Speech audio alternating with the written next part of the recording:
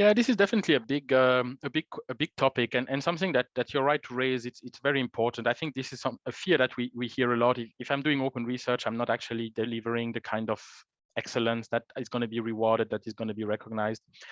There is some truth to it, and I think this goes to what I was saying about the reality that today's collaboration model in science is built on this old 17th century model that essentially is no longer fit for purpose. And it's definitely something that is in the conversation today. Maybe you've heard about the DORA declaration on open. Well, I've forgotten what exactly the title is, but anyway, the DORA declaration, which is basically a declaration which says, I mean, there are different elements in it, but the core long-term message in it is to say that we need to be evaluating researchers less on the publication, the pure publication output, but in a broader, more inclusive vision of what it means to be a researcher. And this is definitely a conversation that is taking place within the research sector. It's a slow change, but it's a real change. I mean, funders now are, for example, changing the type of curriculum vitae they ask in many instances, so that it puts less emphasis on the traditional publication and more on the various research-related activities that can bring the knowledge forward.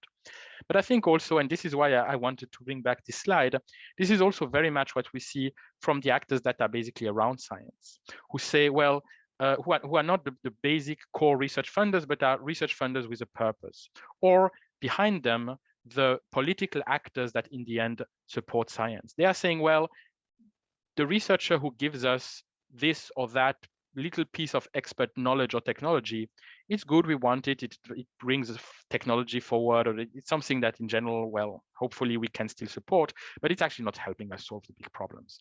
And I think this is a very strong push and a very strong realization that researchers should not be afraid to really acknowledge and also demand from their institutions, from their peers, to say, well, yes, you might not recognize me in the traditional narrow sense of excellence, but I'm actually responding to the requests that the society makes of science, and answering the big questions that we should be answering as the scientific enterprise. And I think the more we hear that in the research discussion, and the more this is something that is on the table, the easier and quicker it will be for the traditional institutions to change their, for example, hiring practices and or the evaluation practices and so forth.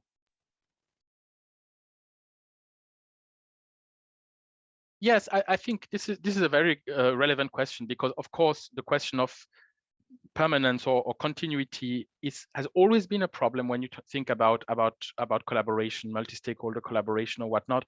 But it's particularly strong if you think about open science resources, because in the end, as I said before, the open science resources need to have a longer shelf life than a single project. Now, yes, I think there is actually, and that's actually one of the reasons why framing collaboration in the context of an open science resource, in my view, is a very good way of actually accessing the increasing resources available around open science. And I would say there are two main ways through which you can leverage that. One is that, well, quite plainly, within projects today, there is a lot of tolerance for investing into what's needed in order to create this kind of open science resources, because there is this strong understanding of the value of it. So that's one thing that is there. And this is true also for follow-up projects. It's much easier to integrate, and many funders now explicitly allow, for example, to include the cost of open research data management into projects, or, well, open access publishing in any case, but I think this is less relevant here. But for example, open research data management into your follow-up projects, and therefore allow some kind of long-term resource to exist, essentially through, I would say, side funding of follow-up projects. But in addition to that, and this is something we see, at least certainly in Europe and Switzerland, very strongly, I have to admit I'm not familiar with whether there is any plans there in relation to the Belmont Forum, but to actually have specific dedicated funding in connection to open science.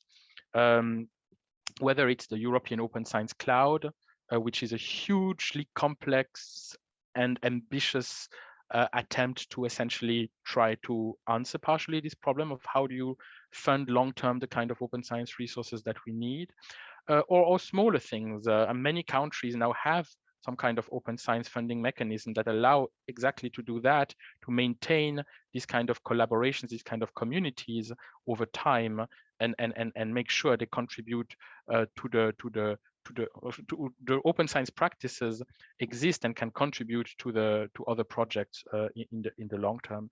So I think that's really one of the other reasons why connecting your collaboration to open science is simply a good strategy from a researcher's point of view, because it allows you to connect to all of these new resources available specifically connected to open science that allow you to maintain some kind of long-term complementary or long-term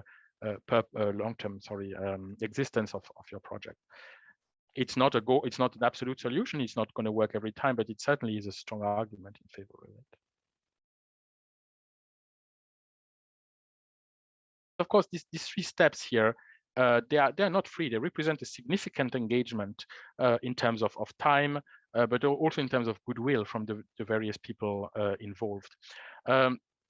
And I think in general, I mean, if I think about policy, I think there is a huge added value if the understanding that this represents a real effort and one that creates huge added value is appreciated by the funders or the institutions that support research, and actually make sure that there are the necessary means for this to happen.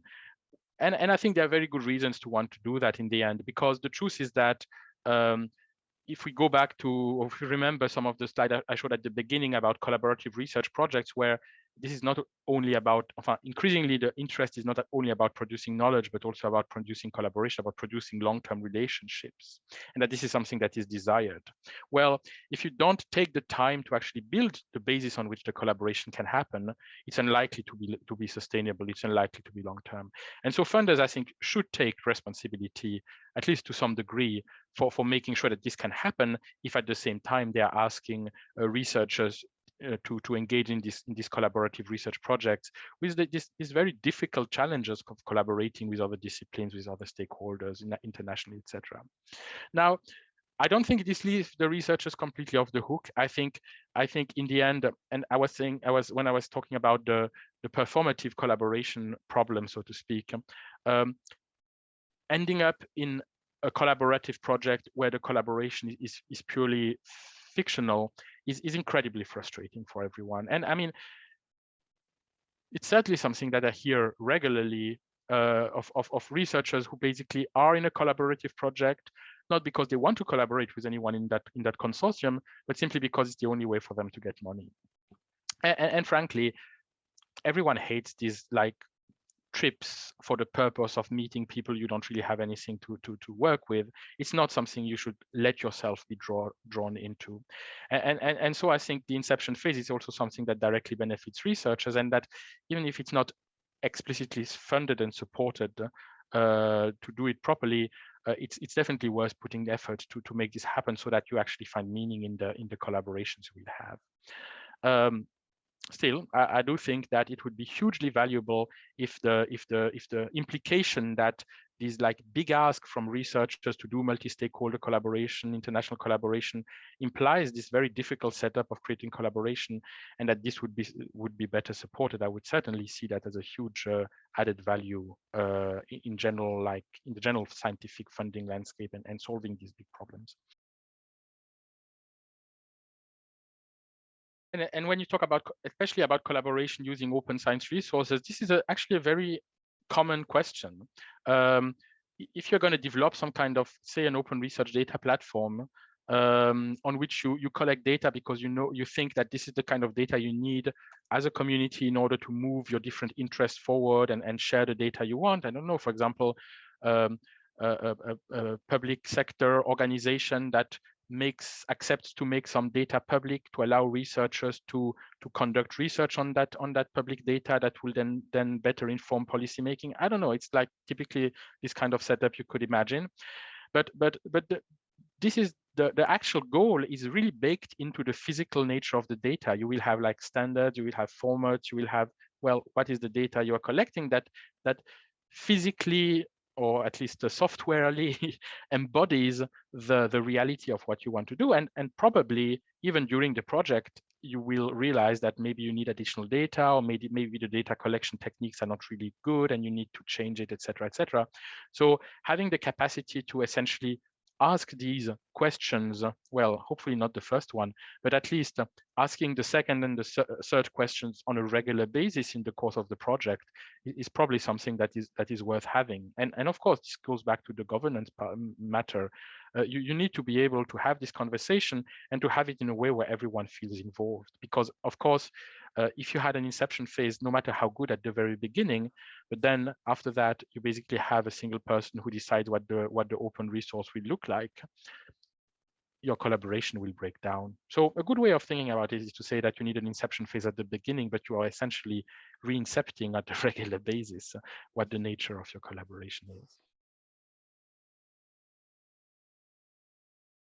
I believe with imagination, open science is a hugely powerful concept to build collaboration in essentially any context, but with imagination. And the truth is that